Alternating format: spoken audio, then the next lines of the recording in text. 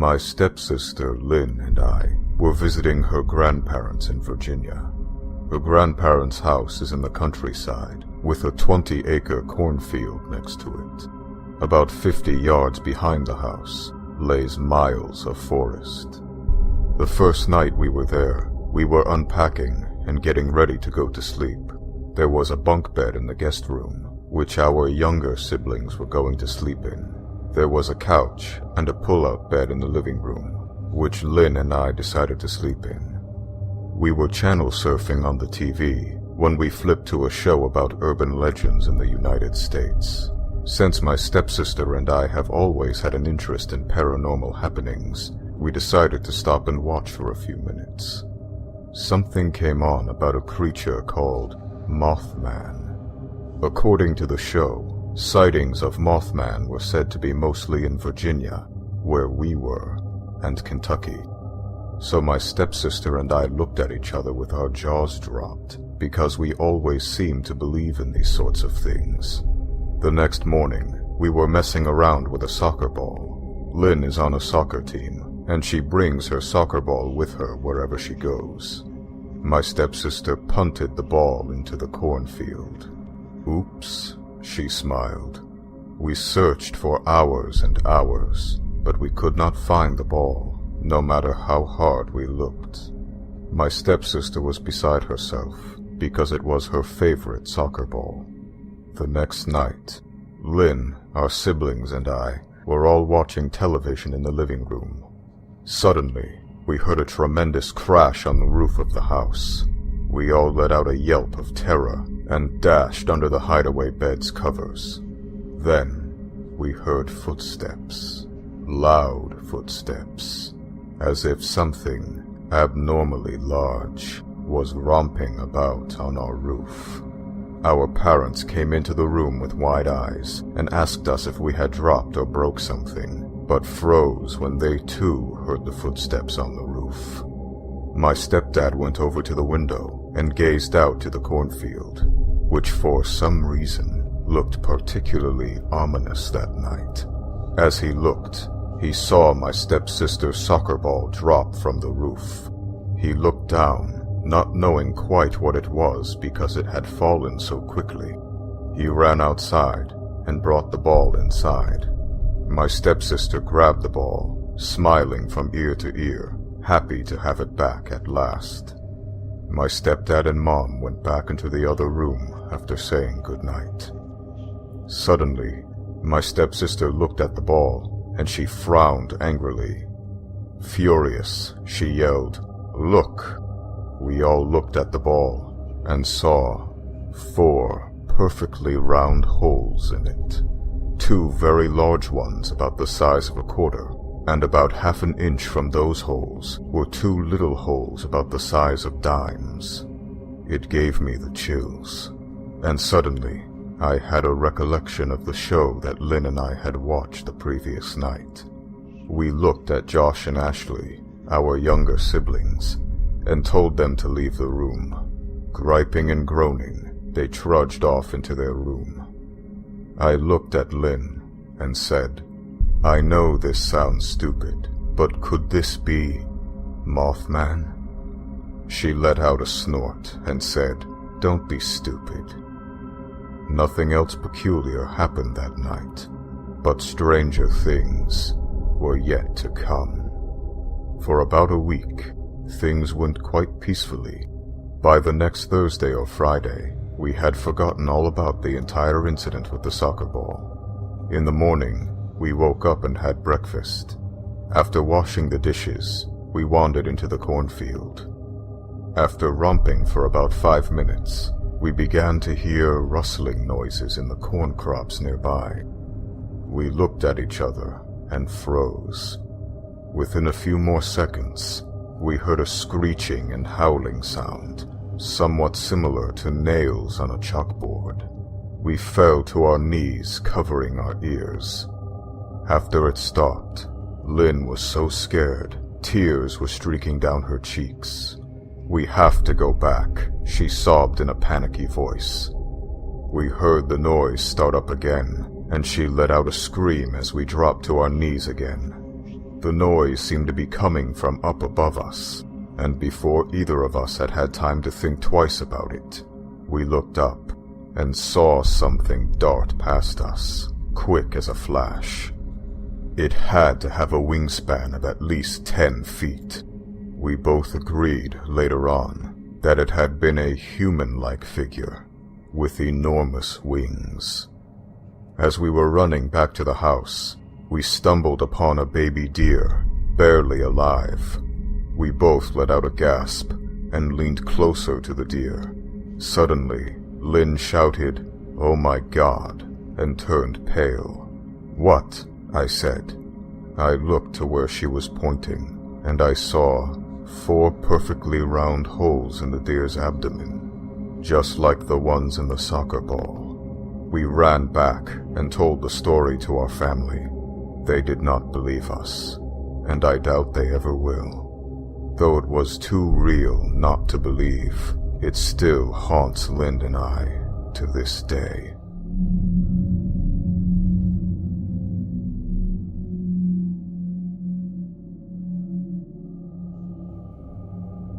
Driving on FM 157 between Venus and Mansfield, Texas, my daughter and I were on our way to Walmart. It was sometime in the fall of 2007, around dusk. From my left, something in the sky caught my eye. At first, I thought it was a trash bag that had gotten caught in a wind current. As it got nearer, it seemed to be descending, and I thought of a person stretched out in a glider. Even nearer and still descending, it looked like a human-like form with wings attached. Never once flapping its wings, it glided towards us, so close to the top of our car, it seemed as though it would land on top. The window was slightly rolled down, and I never heard a sound. I suddenly felt the need to roll my window up and didn't dare stop the car to see what it was. It looked dark brown or black, somewhere between the texture of a tow sack and leather, kind of raggedy and worn looking. It didn't have feathers. Once I realized what I was seeing, I immediately thought of the creature from Jeepers Creepers. Although I didn't see a face, it did have the body of a human, and the wings were somewhat like that of a bat, but not fully extended. I looked in all my rearview mirrors, but it seemed to have just disappeared. I know what my eyes saw, but my mind was telling me it wasn't real. I said nothing. My daughter didn't say anything either, so I thought that she must not have seen it. About 2 more miles down the road, I asked my daughter, "Did you see?" She immediately cut off my question and said, "Oh my God, yes! What in the hell was that?" I asked her what she had seen, and she said basically the same thing, except that she thought it was a tarp at first instead of a trash bag. After we had discussed what we saw, my daughter opened the inside cover of the sunroof to see if anything was on top of the car, just in case. But nothing was there. It seemed so unreal. After we got home later, we told my husband and stepson what we saw, and they just scoffed at us and said we were crazy. Maybe we are, but we know what we saw, and we don't dare tell just anyone of our experience.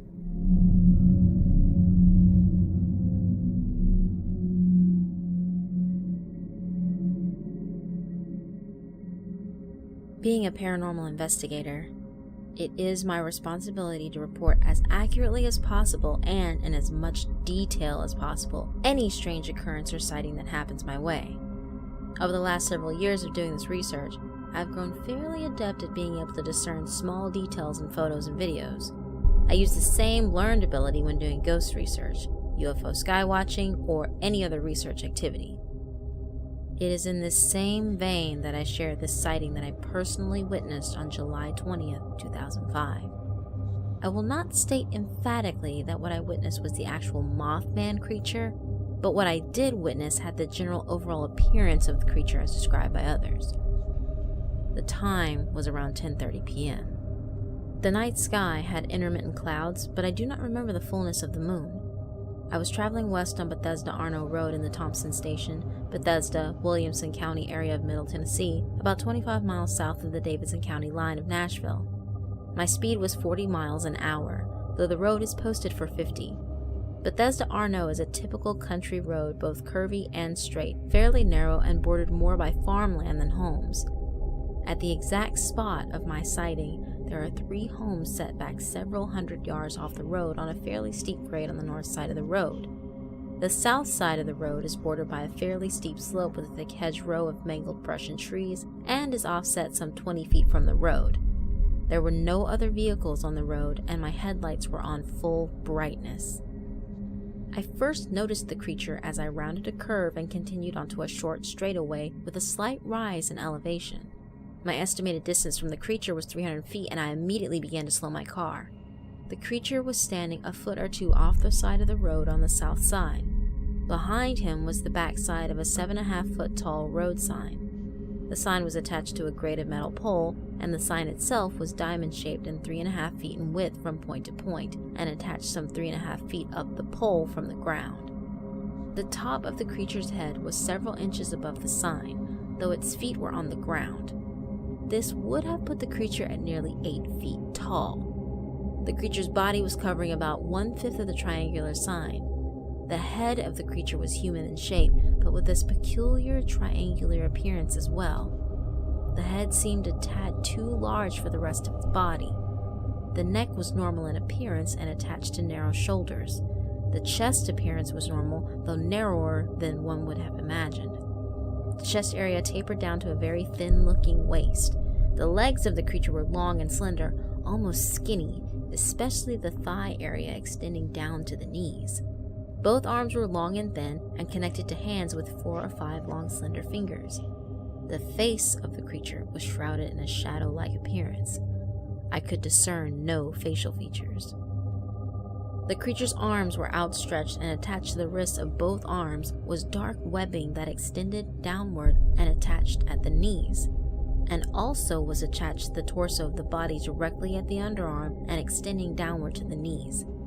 The webbing was solid in structure, with a slight tapering that came to a point midway to the knees and then continued to taper as above to the knees. From the shoulders down to the feet, with the exception of the arms and the webbing, the color of the creature was bright, reflective red. The color reminded me of paintings that depict the devil with his ever-present pitchfork, though I had absolutely no gut feeling that this creature was either the devil or any other type of religion-portrayed demon. My gut feeling told me that this was some type of unknown species that modern-day science insists does not exist. The duration of my sighting was a brightly lit 7 to 8 seconds. The distance at its nearest point was not more than 7 feet from the open window of my car as I passed the creature. Never once did the creature move or make any type of hostile gesture toward me. I managed to bring my car to a full stop some 100 yards past the creature. I immediately turned my car around in the middle of the road in the hopes of seeing the creature again, but it was for naught.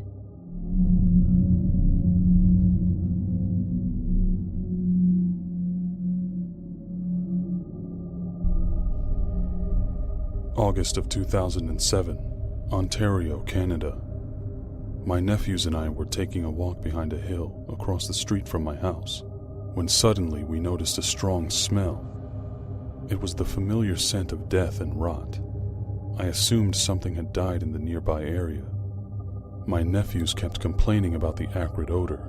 It was more intense than any dead thing we'd ever come across. Not long after we noticed the smell, we heard a loud rustling sound in the tall grasses behind us. It scared me a bit, but the true fear hit me when I turned to investigate. Large, bright red eyes stared at me from the grassy area. A creature about 7 feet tall, with black, shiny skin that looked like that of a bat, long arms that reached almost to the ground, and a wingspan of about 8 feet.